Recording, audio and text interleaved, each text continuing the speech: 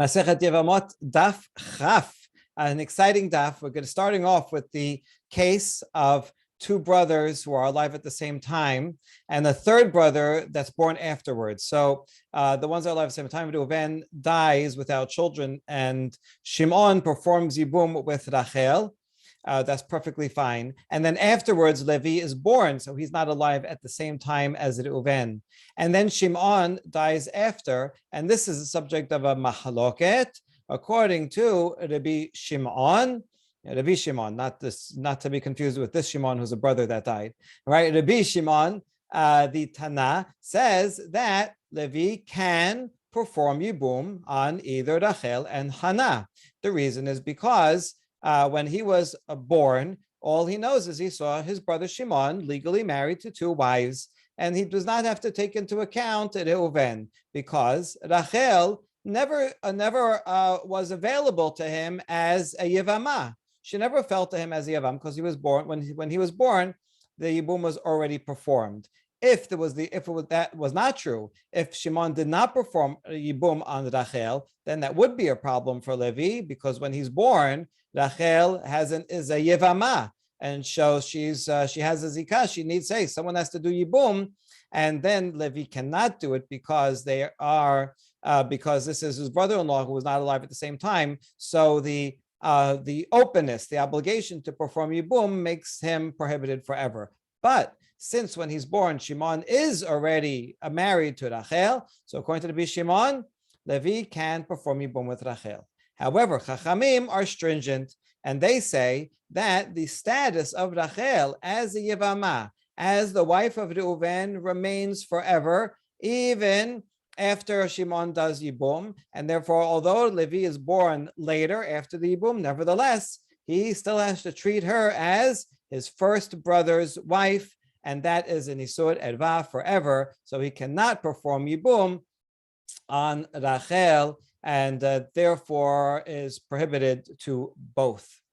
That is Chachamim. Okay, so we're going to analyze this and ask the reasons why, which I just explained in a short way. And here's the source. Yatev Rav Menashe bar Zevid kamed Rav Huna v'tevi ka'amar. So this Rav Zevid Menashe was sitting and saying, "My tamad Rabbi Shimon." What is the reason for Rabbi Shimon who permits Levi to take the Yevamah, the wife of Shimon? Her name here was Rachel. And then we ask a question about his question. My tamad Rabbi Shimon. You're wondering about the reason of Rabbi Shimon? Everybody knows the reason. Kedamar tama. We already said that. Because when he's born, he found that Rachel is permitted. It's Shimon's wife, but the point is that velo amda alav shachat bi'isur. Rachel never fell to him, not even for 1 minute, in a prohibition. She never fell to him as a Yevamah. And so therefore, the status of being Reuven's wife never appeared on his radar. And that's why Levi says, this is just like a regular case of Yibum, and Reuven is out of the picture. Okay, so we know that already. So what are you asking Rabbi Menashe exactly? Ela my tamad Rabbanan. What he meant to ask is, what's the reason for Chachamim who argue with Rabbi Shimon? Oh, okay, so Rabbi Shimon is not so convincing. We want to know what the opposite case is. Amar kera ulkacha lo leisha veyibema. The pasuk says that he will take her, right? If this should happen, ulkacha, he takes her leisha as a wife. Veyibema. The following discussion is going to focus on this double definition. On the one hand, she's considered isha, which is a regular wife. That's the regular word we use for wife everywhere. And v'yibema, and perform yibum. So now, what is it? What is she? Is she isha or yivama? Right? Because she is described with both words. So right now we're saying, even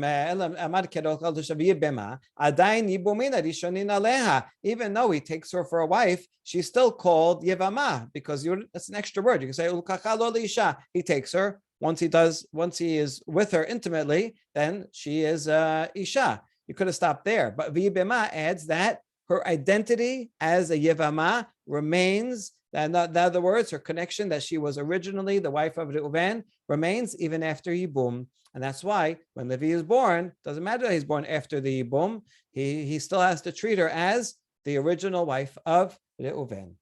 Ela and prohibited. Ela haditnan. Okay, now we're going to challenge this. Hold on. Ela haditnan kinasa harei kishto lechol davar. Ve'amar Rabbi Yosef bar Hanina melamed shemegaresha beget umachazira. And so we have a Mishnah that says once you do Yibum and brings her into his house, she is like a wife for all matters. What do you mean all matters? Rabbi Yosef explained that. Let's say they decide to separate after the Yibum, so you use a get. And then if they change their mind again, he can remarry her like a regular woman with kiddushin and nisuin. Hatam nami lema v'yibema adayin yibumin arishonin lehavitiba echadisa. If you're going to say that the word yibema means that she retains her status as her identity as a yevama, then how come in this case also we don't say that if after Yibum they want to separate, then, well, she's still called a Yevama, and so if they want to separate, they have to do Chalitza. How come you don't say that? So you see, from this Mishnah, we're treating her not as a Yevama, but as a regular wife. And if she's a regular wife, then Rabbi Shimon is correct. And we answer, Shane hatam damar kera ulkacha lo leisha. No, the pasuk calls her a wife. Kevan shelekacha naaset keishto lechol davar. Oh, it's different here because in the case of them separating, it says it calls her a wife. And since she's a wife, so then you separate with a get and you can bring her back. So the pasuk says she's a wife. That's why. Wait a second. If you're going to say she's a wife, then apply that here also. And when Levi is born, all he knows is that she's a regular wife and lose her status as Yevama.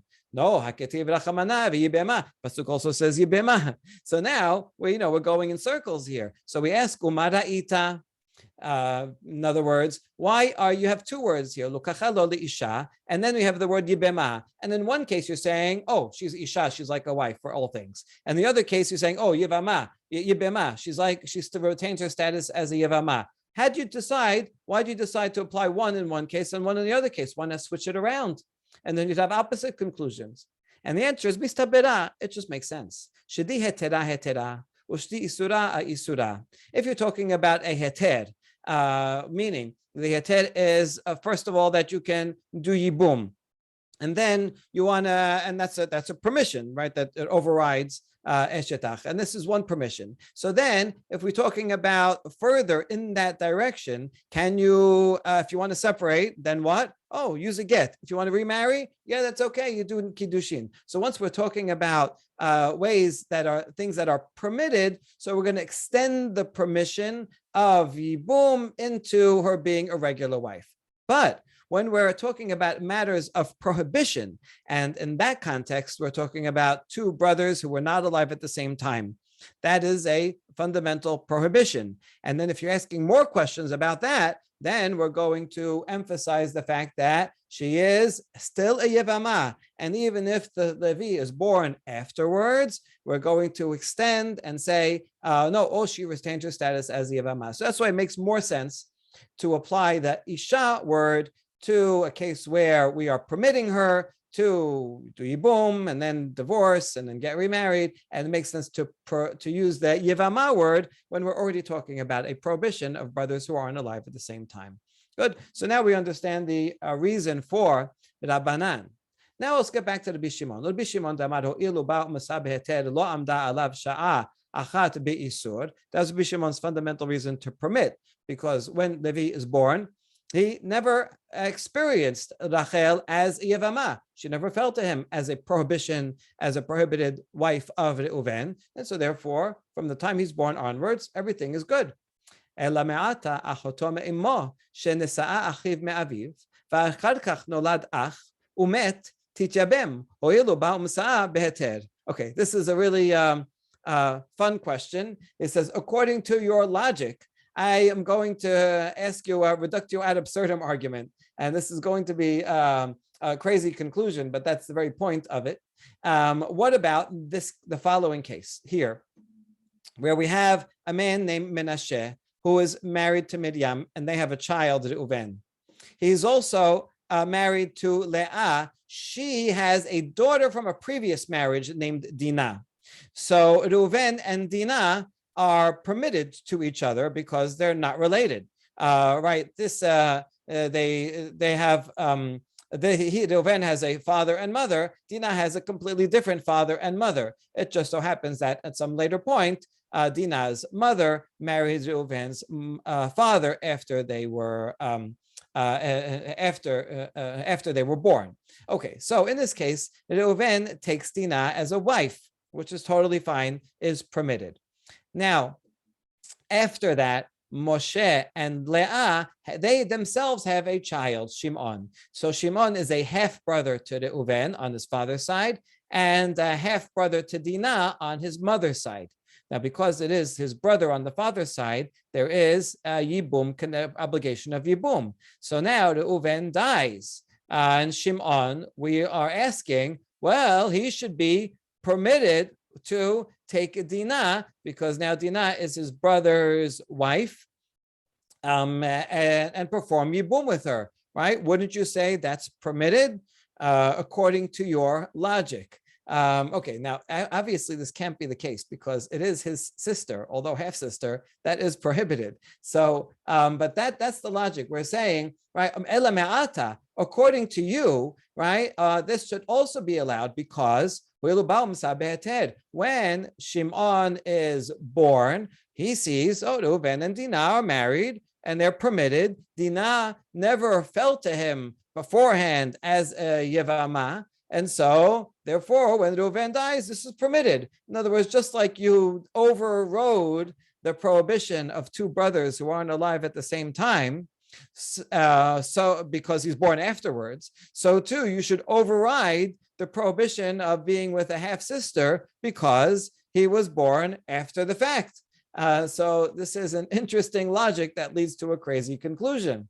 And so that's exactly what we say. Hey, mister, what happened to the prohibition of being with his sister? What, that just popped out, right? That just ran away and is gone? Obviously not. This is a crazy kid. What do you can't conclude that. Exactly. That's exactly what I wanted to answer. This was a trap, right? Here too. So the prohibition against the brother who was not alive at the same time, where did that go? That's a prohibition. And so therefore, right, just like everyone knows this case is prohibited, so too our case of a brother that's born after should also be prohibited. All right, it's tough challenge to the Shimon, and great use of persuasive argumentation, but he has an answer, which is the prohibition of being with a sister is something that can never be permitted. There's no case in which it would ever be permitted for someone to be with a sister, whereas the prohibition against a prohibition of being with the brother's wife, well, that is permitted in this case. And the reason is because once Shimon takes Rachel in Yibum, so now she becomes simply Shimon's wife, because according to the Shimon, we do not take into account her original status as Yevamot, that leaves her. And so her identity is Shimon's wife. And when Shimon dies, then that's a regular case of Yibum. That regular case of Yibum undoes the prohibition against a brother's wife. And in fact, the prohibition against a brother who's not alive at the same time does not apply in this case to begin with. And that is Shimon's reason all along. But the questioner was assuming that prohibition is there. And that's why he's saying your case is like the crazy case that was proposed. Okay, so some fantastic argumentation there. And that brings us to the next Mishnah. Kelal Amru B'Yevamah. This Mishnah is wonderful because it summarizes a lot of the categories that we've been seeing in a nice, succinct way. Koshi Isur Arva Lo Choleset Velo Mityabemet. Anytime there's a full Isur Erva with Karet, like the case of Sarat Tabat, where a brother is married to his niece and dies, and then the surviving brother would be prohibited, Isur Erva, to his daughter. In that case, there's no possibility of Yibum, no need for Chalitza. She can just go off and marry anyone because that prohibition is so great that the Zikah never even comes into play. Next case, Isur Misvah, Isur Kiddusha, Choleset Velo Mityabemet. These are lesser categories. We're going to define them right here below. Isur Mitzvah Okay, these, because they're lesser categories, in this case, there is a zikah. So you have to do halisa, but there is a prohibition of marrying these people, so you cannot do yibum. And then we have a case. Achota shehi yibimta holeset o mityabemet. If you have a case of sisters who are also sisters-in-law, this would happen if two brothers marry two sisters, and then they die. And here, right? Two brothers marry two sisters, and they die. Now, the third brother, imagine Yosef was not around here for a second. So the third brother has a problem and would be prohibited to both of them, because if he takes this one, it is also achot zikukato. He has a zikah for both equally, and therefore it's like he has a connection to two sisters. And so if he takes one, it's not prohibited because it is the wife of the other one who has a zikah to. So it's like taking two sisters, and therefore he cannot do yibum with either. But if he's in fact related to one of them, for example, in this case, Levi had a son, Yosef, who was married to Rachel, and then Yosef died or divorced, whatever. The point is, Levi is the father-in-law of Rachel, so Levi can never take his daughter-in-law. So in that case, if afterwards two brothers marry two sisters and the brothers die, since Levi is prohibited to Rachel, so there never is a zikah.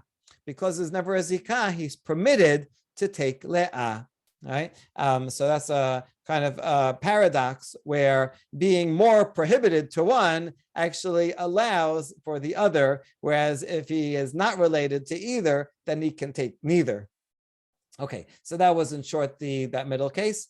And now we're going to define the terms that we had before. The reason that this is afterwards probably is because this might be a secondary layer in the Mishnah explaining what these terms are.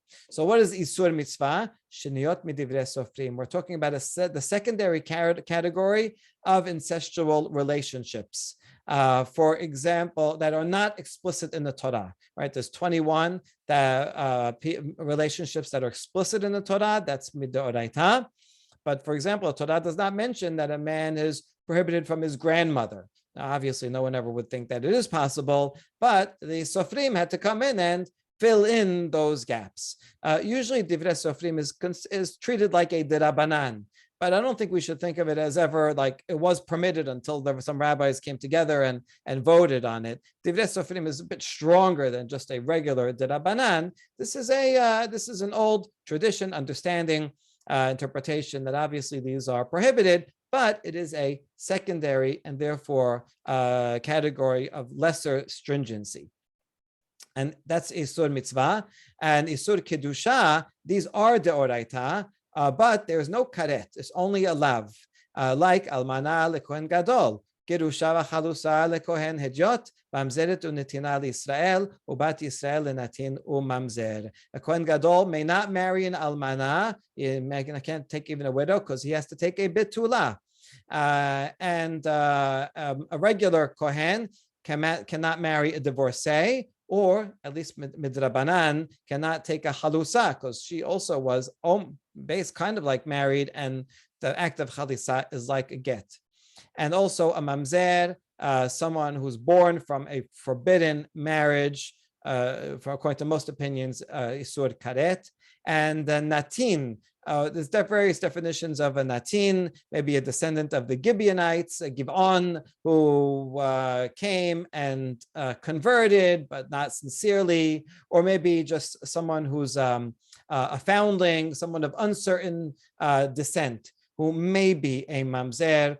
And so they also may not marry anyone. So a woman who's a mamzeret cannot marry a Jewish man, and a woman who is a full Jew cannot marry a man who is a mamzer or a natin. All these isur kedusha are prohibited from midoraita, but only a lav.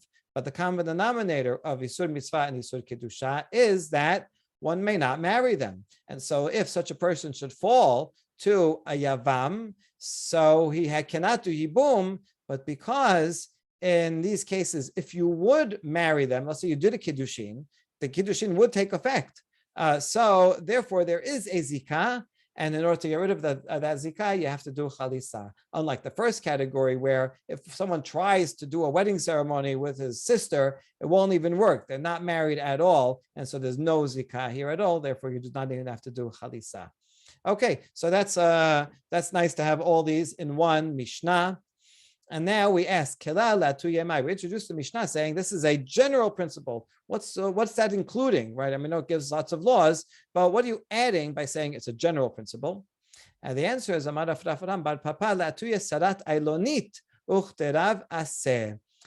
a man is married to two women, one of them is ailonit, infertile, and the other woman is just fine. Well, we learned that Yibum does not apply to an ailonit, because the whole purpose of Yibum is to have a child to uphold the name of the dead. So if that guy with two wives dies, the brother, the Yavam, cannot take the ailonit. According to Rav Aseh, not only can he not perform Yibum with the ailonit, but even the other wife, ailonit's co-wife, Sarat ailonit, is prohibited to him, and therefore they can both just go free. So the kalal is coming to include ailonit in the first category of cholo choleset velo mityavemet, even though she's not actually in edva. She's not related at all. Okay, that's one opinion. And then we give ika de amra, that's exactly the opposite. Kol sheisura isur erva, hu de asira sarata. And according to this version, only someone who is prohibited as one of the arayot, then the co-wife also is free. Lo isura isur adva sarata lo asira. But if it's not a case of a woman who is isur adva, then the co-wife would not be prohibited. He could do yibum with the co-wife. So lemutemai. So what case is this excluding? Avram says this excludes the co-wife of an ailonit. So in our case, when a man is married to two women, one that's barren and one that's healthy, and he dies, so the ailonit, you cannot perform with yibum with her because there's no point. But the yavam would have to do yibum or chalitza with the co-wife, because he's not prohibited to the ailonit as an erva. He's prohibited to her just because it is his brother's wife, and Yibum doesn't apply. So yes, that's in that sense. But objectively, before the brother married her, she was not erva to him. And so this is the opposite of Rav Aseh, and actually halacha lemaaseh, according to Rambam, is like the ika de amre. So that's a very interesting case. Now, achota shehi yevimtaha. The Mishnah mentioned this case of the sisters who are also sisters-in-law, and as long as Levi is in fact related to one, he can take the other, the co-wife. It's not a co-wife.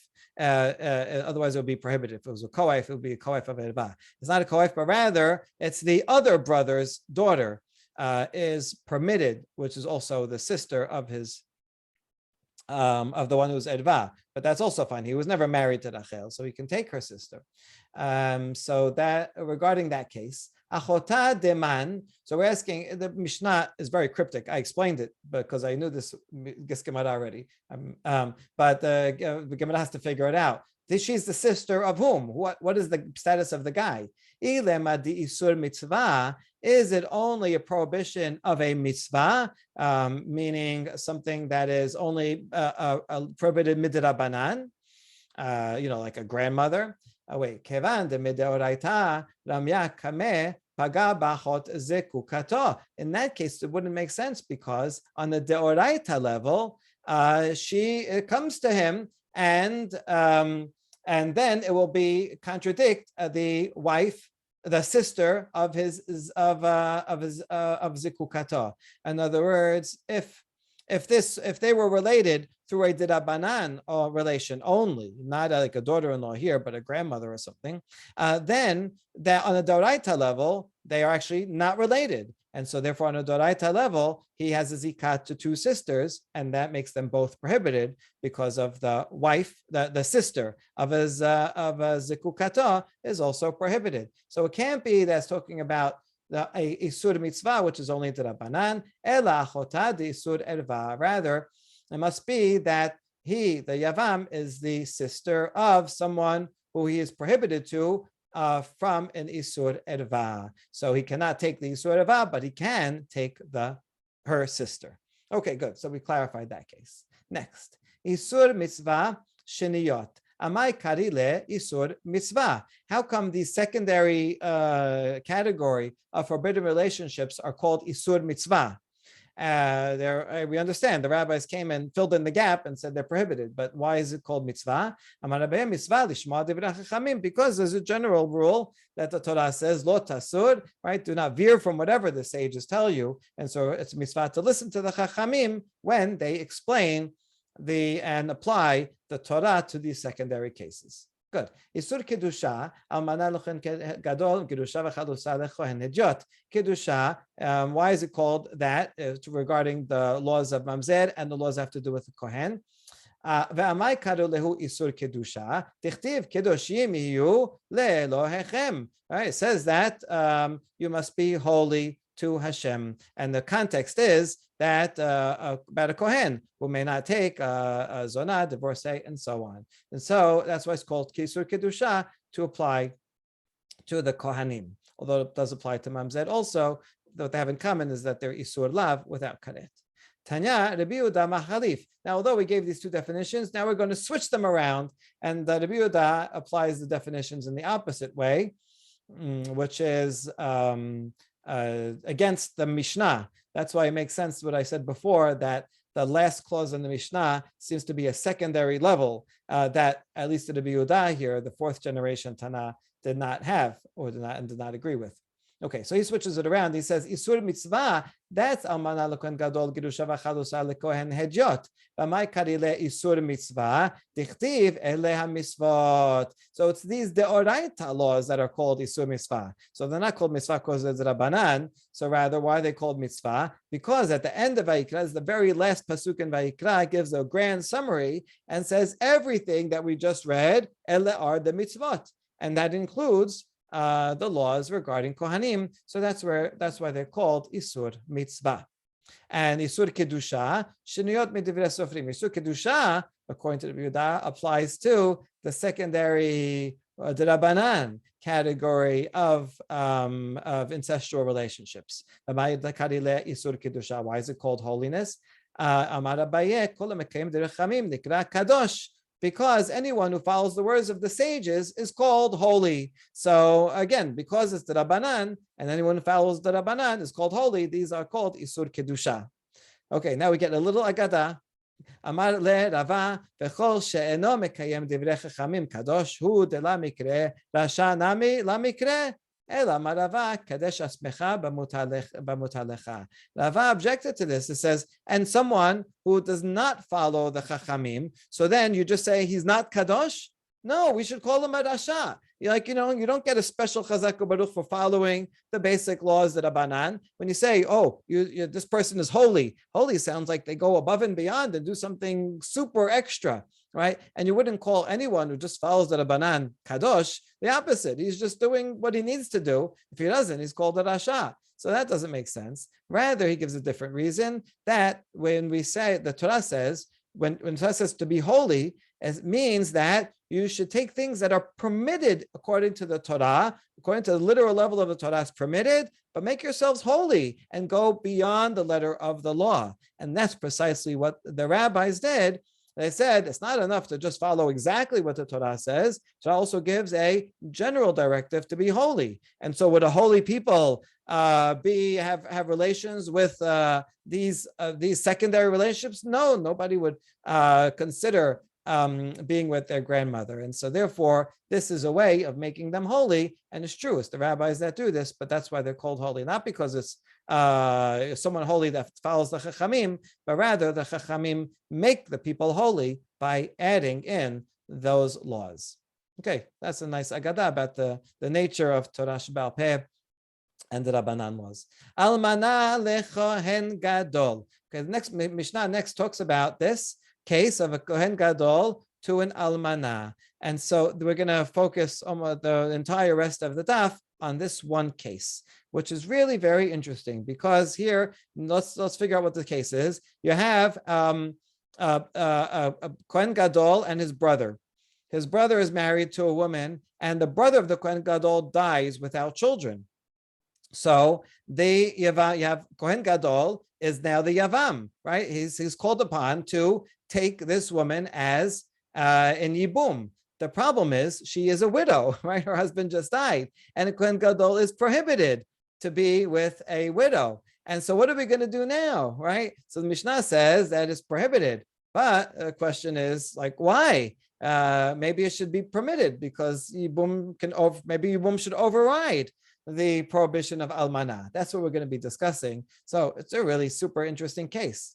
Okay, now, kapasik vetane, we note that the Mishnah does not make any distinctions, right? Just as kapasik gives a psak halacha and says, doesn't matter what the specific case is. Lo shena mina nisuin, lo shena mina erusin. Doesn't matter if the brother who eventually died was married to her or only did kiddushin. And this will make a difference, right? Because if she only did kiddushin, then I totally understand. He was never actually married to her, and that would make it a lot easier for the Kohen Gadol to take her. Whereas if she was married and they already had relations and he dies, then it's a bigger problem. So bishlama mina nisuin aseh velo taaseh, ve'en aseh doche lo taaseh va'aseh. So we understand if they were actually married, why the Kohen Gadol is prohibited from doing Yibum, because we have two prohibitions here, an aseh and a lo ta'aseh. The aseh would be that he can only take a betula, and she is not a betula because they did nisuin through bi'ah. So he's, on the one hand, not taking a betula, and he also has a lo ta'aseh to be with an almana. And so he would be, if he did Yibum, he would be violating both the aseh and lo ta'aseh. So Yibum is not going to override an aseh and lo ta'aseh. This brings us back all the way to the beginning of the Masechet, right? This is probably the original place where this was discussed. And then, it's introduced in the beginning of Masechet, so we'll be prepared for this sugya. Okay, so that we understand. Ela mina erusin lo ta'aseh geredahu yavo aseh v'yidche lo ta'aseh. If the brother eventually died, if they only did kiddushin, and in those days it was months between them, he only did kiddushin, and then he died. Well, then she is still a betula. So you don't have that problem. You only have the lo ta'aseh, that he may not take an almana. So okay, I know that's a lav. But you have here in aseh a mitzvah to do Yibum. So how come the mitzvah of Yibum, if it's only kiddushin, the mitzvah of Yibum should override the lo ta'aseh of taking an almana? That's our big question, and we're going to have 4 different answers to this. Okay, answer number 1, Amarav Gidel. Amarav is the name of Rav, the first generation Amora in Bavel. Amar Kera. ועלתה יבימתו השערה, שאין תמוד לומר יבימתו, מה תמוד לומר יבימתו? So in the pasuk regarding what happens if he doesn't want to take her, so the Yevamah goes up to the gates where the elders are. And this is curious. Why is it calling her a Yevamah? After all, this is a case where he refuses to take her as a Yevamah. So she's not a Yevamah, she's a Chalutza. Why is it calling it that? Why is it calling her that? Could have just said Va'aleta Hashara. She goes. We know what we're talking about. So why do I have to write that she is a Yevamah? Oh, this extra word here is to teach us. Yesh lecha Yevamah achat she'ola lahalisa ve'ena ola liyibum ve'zo chayave lavin. That's teaching us that there is a case of a Yevamah that will do chalitza and cannot do Yibum. Unlike in Isur Karet, where she does not do Yibum or Chalitza. Or unlike a regular case, where they can choose to do Yibum or Chalitza, this is someone who is called a Yevamah, it's true, but she has to do Chalitza. She cannot do Yibum. What case is that? chayave lavin. Okay, so in other words, Rav is answering, we have a special derasha. You're right. According to the regular laws of halachic logic, the aseh of Yibum should override the lo ta'aseh of almana, but this pasuk comes and says, anytime there is there's a isur lav, which it would be to take an alman, a Kohen Gadol to take almana would be an isur lav. The pasuk has an extra word Yevamot there to say she does yichalitza only, cannot do yibum. So there you go. I have a special pasuk. Okay, fine. Now we ask, hold on, this pasuk doesn't say what it's talking about. You're telling me I know this a category of a woman that has to do chalitza not yibum. Maybe that applies to isur karet, and if therefore was like the daughter's the daughter case that you'd have to do. The father would have to do chalitza on his daughter, and maybe it's referring to that. So Amar Kera bim lo yachpos haish lakahat hachafes meyabem kol she'ole liibum ole lechalitza v'kol she'en ole liibum eno ole lechalitza. So no, it can't be referred to isur karet because another pasuk there says if he does not want to take her. So that means it has to be talking about a case where if he wanted to, he could do yibum. And so only someone who could do yibum could do chalitza. If you can't do yibum, then you can't do chalitza. And therefore, it cannot apply to chayave karetot. But then we say that doesn't make sense because if you apply that rule, then yachi chayave lavin nameh. Then prohibition of a lav, like almanat Kohen Gadol, you should apply the same rule. And since he can't take her in yibum, also he shouldn't have to do chalitza. Oh, haraber chamana yevim to. No, but the pasuk out of its way, it has the extra word yivim to add something. So it must be to add isur lav and not isur karet. Okay, we're going around in circles again. Umaraita, why did you decide that the word yivim to should apply to isur lav, that you need chalitza, and not to an isur karet? You could apply it just the other way around. And we answer mistabera, just like we had on Amud Aleph, a similar answer. It's common sense. Hayave lavin tafsu behu kiddushin. Hayave karetot la tafsu behu kiddushin. As I explained when we saw the Mishnah, the difference is very significant. When something's just a sur lav, like a Kohen Gadol to an almana, they're not allowed to marry, but if they do a kiddushin process, then it's valid. They are, in fact, married. It's true for a mamzer also. It's true for a Kohen to a divorcee. All these cases are not allowed to marry, but if they perform a ceremony, then the kiddushin is there. So in that case, it makes more sense to say this is someone who could, if not allowed to do yibum, but if they did yibum, then it would take effect. And that's why these cases you have to do a halisa. Whereas in someone who's chayav karet, that kiddushin does not do anything at all, right? If someone tries to do a wedding ceremony with a sister, daughter-in-law, right? Then it doesn't take effect at all. It's nothing, and so that therefore makes sense that it's in the chayave karetot. There is no possibility of yibum either, and because there's no possibility of yibum, no need for halisa. Okay, so that's why, so we solved that problem. So basically, what we're at is that we asked the question, how come an almana, how come a Kohen Gadol cannot take an almana if it was only kiddushin? So then there's no problem of betula. There's only a prohibition of an almana, which is a lav. So how come we don't say that yibum aseh overrides the lav of almana? Rav's answer is there's a special pasuk v'yibema, and that comes to teach that he cannot take her and he has to do halisa and cannot do yibum. Okay, good. So that's his answer. Special pasuk. Now Rava is going to challenge Rav.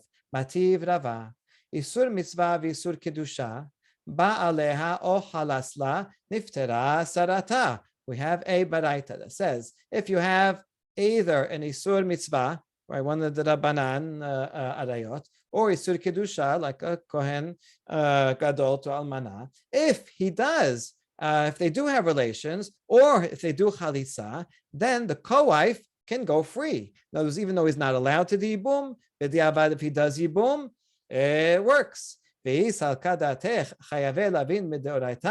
לחליסה רמיה, ליבום לרמיה, כי בא עליה מי נפטרה צרתה. And if you think that from a Torah law, Rav, because Rav brought a special pasuk, and so if you think that the special pasuk says that on a Doraita level, you can only do chalisa and you cannot do Yibum, then Yibum should not even work b'di avad. And if he does try to do it, then it should affect nothing, and the co-wife should not go free, right? If the Torah comes and says, if it's a Torah law that says you have to do chalisa, but no Yibum applies, then it should not work, even b'di avad. Okay, good question that Rava asks. And luckily, Rava brings an answer to his own question. That's always convenient. Hu motiv la, hu mefarek la. He asked it and he answers. And he says, Listadin katane. I'm going to reinterpret this baraita. To help out Rav, I want to help him out. Ba'aleha aisur mitzvah, halasla aisur kedusha. When the baraita says these two categories, isur mitzvah, v'isur kedusha, ba'aleha o halasla, we at first read it as either of these two categories does either of these two actions. But we could read it in a way that's disjunctive, as follows. Isur mitzvah, if someone who's only a derabanan, and he ba'aleha, and he performs yibum, then it would take effect. Because it's only on the derabanan level that is prohibited. On the doraita level, yes, it would take effect. So you don't need Rav's answer for that.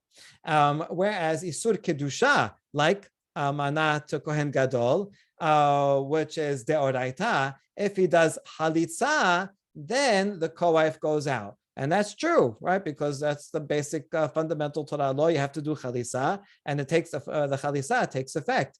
But the baraita did not say anything about an isur kedusha and ba'aleha. And in fact, I could argue that you're right. If it was isur kedusha, then performing yibum would not work even b'di avad, because it's a Torah law. Okay, good. So now Rav is still safe. But Rava, even though he's the one that answered his own question, is now going to bring a conclusive challenge to Rav from this. Mativ Rava. Pesua daka uchurut shofcha. Seris adam vehazaken. O hosin o meyabemin. Someone who has crushed testicles, or his privates are cut off, or a eunuch, or someone who's elderly and cannot father children anymore. So these are categories of people. Lo yavo pesua daka, uchrut shofcha b'kalashem. Right? These people may not marry into the Jewish people. This is a prohibition for them to get married. Well, what if they are involved in a Yibum case? Then o cholsin o miyabemin. They can do chalisa, or they can do Yibum. Okay, so you see where we're getting at. These people can do Yibum even though they are prohibited. We're going to have, the baraita is a long one, so we have to go through all the cases to get to the question. Kesad, what would be the case? Well, these guys, Pesua Daka, could either be the deceased brother or the Yavam. So we're going to discuss both. Metu. If one of these people died, velahem achim, velahem nashim, and they have surviving brothers, and they have wives, and they have no children. Well, it's kind of obvious they have no children, but they have no children even before they might have gotten an injury, or and so they have no children. Amdu achim v'asu ma'amar bin noshotehem v'natnu get v'chasu ma she'asu asu ve'im ba'alu kanu. And so if the brothers come and they either do that ma'amar, that type of kiddushin, or that applies to Yibum, or they give a get. Usually you have to do chadisa, but if someone does give a get, it does work in a similar way to a chalitza, or they do chalitza, or then that works. And if they actually performed Yibum, then they acquire the woman. Good. Good. Metu achim. Now, if one of these people who's a kadush shofcha, if they're the ones that are the yevamim, so a brother dies without children, v'amduhem v'asu ma'amar b'neshotehem v'natnu get o shechasu ma'ashasu asu. So if they do ma'amar or dissolve the zikah through get or chalitza, then that does take effect. Dim ba'alu, here's the key line. kanu ve'asur lekayeman mishum shenamar lo yavo pesua daka. If they did were with them intimately, however they, biologically they could do, then they do actually acquire them, except that they cannot remain married, because lo yavo pesua daka, they cannot come in. So therefore, it's not just a one time of getting married, but the entire time that they are together. So the point here is that the marriage the Yibum does take effect. And Rav, if you think that you learned this whole thing from an extra word in the pasuk, and that word applies to not only Kohen Gadol Almana, but all these cases that are Isur Kedusha, and you're saying they're all Deoraita, so Libum Ladamya V'im Ba'alu Amai Kanu. If the pasuk is telling me that on a Torah level they can do Chalisa, but they cannot do Yibum, then how come B'diavad it works? So that's the challenge, and there's no answer to this. So therefore, we move to the second answer offered by Rava himself. Ela amar Rava, almana min ha'erusin nameh aseh ve'lo ta'asehu tichtiv kedoshim iyu lelohechem. So rather, Rava says the almana from kiddushin, that's our case, is also, in fact, an aseh and lo ta'aseh. Our whole question was presuming that it's only a lo ta'aseh, it cannot be with him. But actually, there's an aseh that applies to here also. Dichtiv kedoshim yiyu lelohechem. Right, in the summary pasuk that says, all these laws regarding Kohen, you have to be holy. So this is a catch-all that covers this, and this is an aseh and a lo ta'aseh. And that's the reason why Kohen Gadol cannot be with Almanah, because it's aseh and a lo ta'aseh, and Yibum will not override both of these. That's Rava's that's the second answer, Rava's first answer.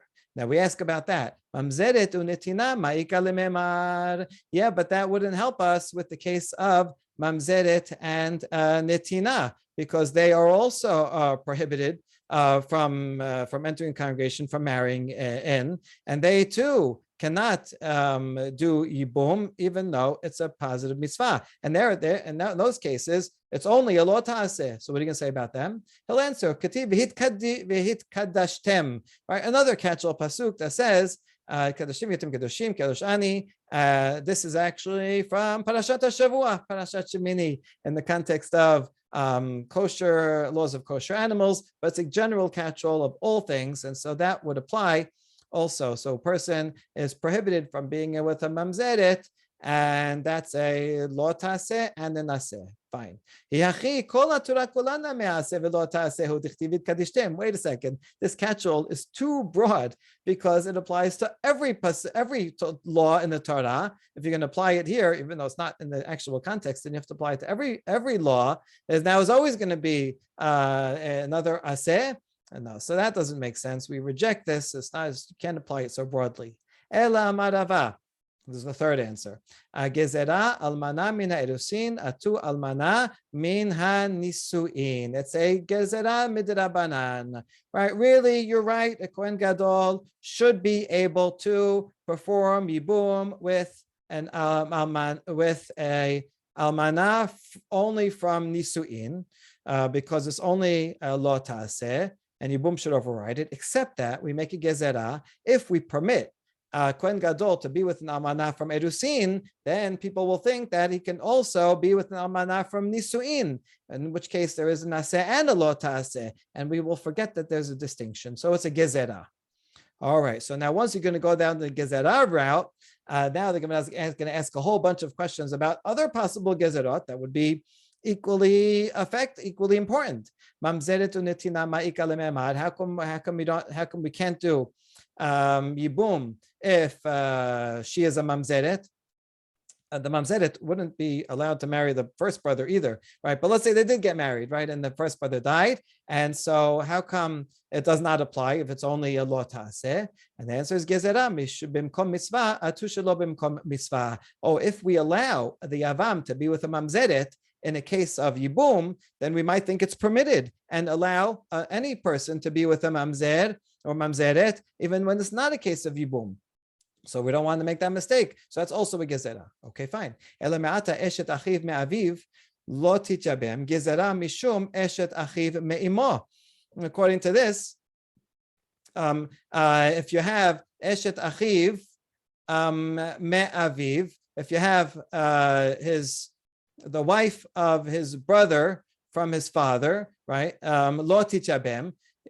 So this is actually any case, right? A paternal brother's wife is the regular every case of Yibum. Maybe we should say that that also is prohibited, gezerah mishum eshet achiv me'imo, because then you might think that you have to do Yibum even from your maternal brother's wife, right? That if your maternal brother's wife dies, that you have to do Yibum with your maternal brother. And that's not true. You don't do Yibum with your maternal brother, only paternal. And that's kind of confusing. So maybe we should prohibit all Yibum ever.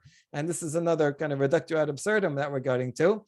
And we say, no, Yibum benachala tala mil rachamana meda yediyah. No, the whole point of Yibum is regarding inheritance, so that the inheritance will go to the brother. And inheritance goes through the father's family. And so everybody knows that you don't need a gezerah.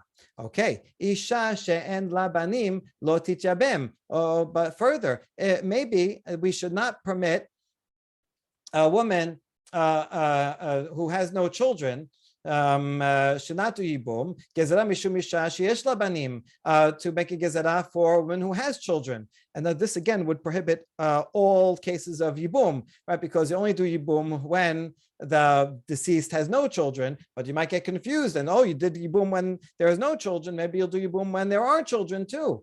No, everybody knows that the whole reason why you're doing Yibum is to have a child in the name of the dead. So if there are already children, of course you're not going to do Yibum. So no need for a gezerah there. Okay. Then how about with this? Two brothers who were alive at the same time, we should not do Yibum. That's again, every case of Yibum is when they're alive at the same time. We should not allow any cases of Yibum because we might get confused regarding a case when the brothers are not alive at the same time. And that would be another absurd possibility. But we answer, Bishiva tala milta meda yediyah. Well, no, we know the whole point is ki yeshivu achim yachdav, that they have to live together. That's the whole point, that they're helping each other out.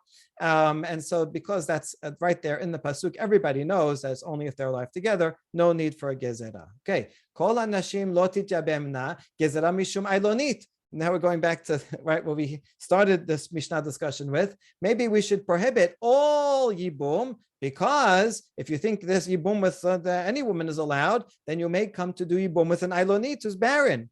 No, la shechicha. There's very few cases that a woman is married. We don't have to make a gezerah for something that is not common. Wait, mamzeret untina name la shechicha. The case of mamzer, there's not so many mamzerim around. There are very few. So then we should not make a gezerah for the mamzer, and that right, which is how we answered it before, that we make a gezerah if you allow mamzeret in a yibum case, you'll allow in that case. And so once you have this principle that we don't make a gezerah for things that are not common, then we wouldn't make a gezerah there, and this whole answer falls apart. Okay. Ela amar Rava, rather a fourth answer. Gezerah bi'ah rishona atu bi'ah sheniya. The reason is because in these cases, while let's say go back to the Kohen Gadol to Almana, the mitzvah of Yibum would override the prohibition, the lo ta'aseh, only for the first time they have intercourse, because that's the mitzvah, to have intercourse once. But then they can't stay together. Then they have to get divorced because you did the mitzvah already. Now, every time that you remain together is just going to be a lo ta'aseh without any mitzvah. And so they would have to get divorced right after. And we make a gezerah. Look, once they do Yibum and are together, then we're afraid they're going to continue to be together and not get divorced. And that is the reason why we prohibit them from getting divorced, from doing Yibum in the first place. Tanyana mehachi, and we have a baraita that backs us up that says, Im ba'alu kanu bebi'ah rishona v'asu l'kayaman bebi'ah sheniya b'di'avad. If the Kohen Gadol does take almana, then it does take effect, and they did Yibum, but they cannot have intercourse again, because then it's only prohibited. Okay, good. So we have a fourth answer. Baruch Adonai le'olam. Amen ve'amen.